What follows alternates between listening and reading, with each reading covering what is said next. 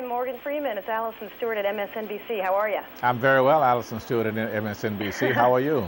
I'm doing great. I'll tell you a funny story. Whenever I call my dad, and my dad, 75, my mom, 75, and I say, hey, Dad, what are you doing? He's like, oh, I'm driving Miss Daisy. Because my mom runs the house. Okay. So we're going to get ready great. to start in a minute. All right. Morgan, the big news this week, obviously, that you're nominated for an Oscar. Congratulations to you, by the way. Thank you very much. Now, I know something you've been through 3 times before, and it's interesting because the other actors are first-timers in this big process. What would you tell them about this big whole process as they gear up to the Academy Awards? Don't take it too seriously. Really? Yeah. What would you tell them? I don't know. I've never been nominated for an Oscar, sir, but it's so interesting. In the movie, your character is this former boxer, didn't quite make it, lost his sight. He lives in a small room inside the gym where he cleans. And he's a person who can be really bitter, but he has this incredible compassion and this kindness. And I think that's what the movie was about the power of kindness. How do you approach creating a kind character like that? Oh, you know, Alison, it's not... Approaching a character, to me, is merely reading the script. The tone of it, the depth of it, the subtext involved in who the character is, it should all be on the page. You shouldn't have to do anything but say the words, you know. You can't, it's hard to twist the meaning of a character when it's well written. And these were extremely well written characters. And it was very, you know, it makes life so easy. There is no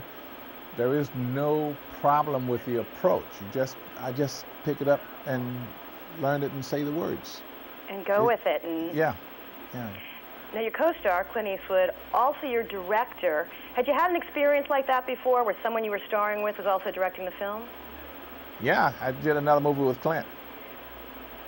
Well, how does that work for you as an actor? How does that affect your job? Doesn't affect my job at all. When we did Unforgiven, I was amazed at how hard he worked and what all he had to go through, plus getting in front of the camera and acting. It just makes me realize what a special person he is.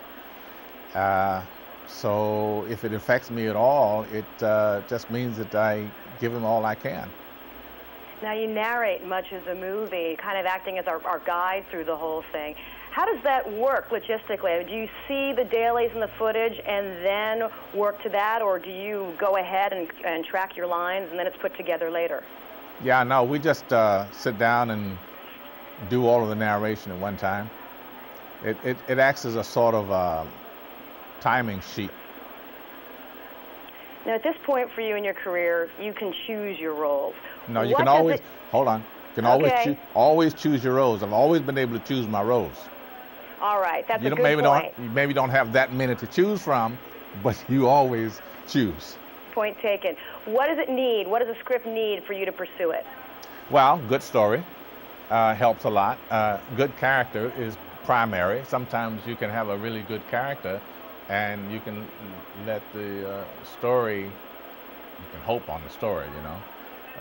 But if you can find a really terrific script, you're looking for a good script overall, that will generally be driven by characters anyway.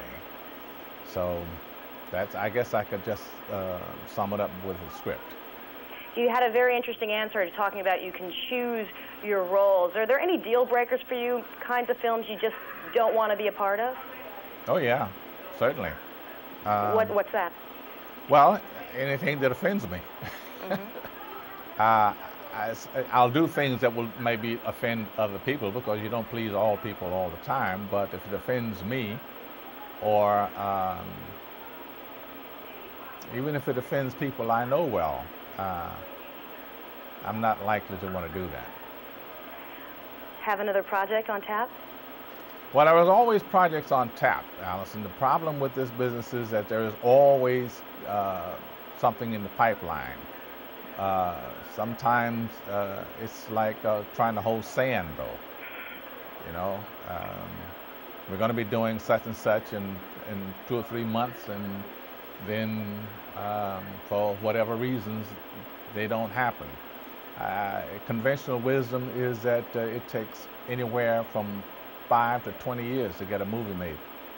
It's true.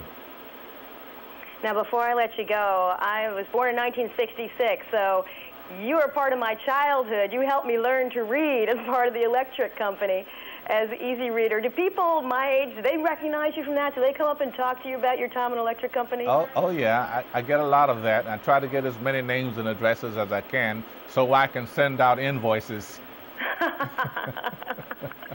Morgan Freeman, it's been a pleasure. Thank you so much. Thank you, Alison.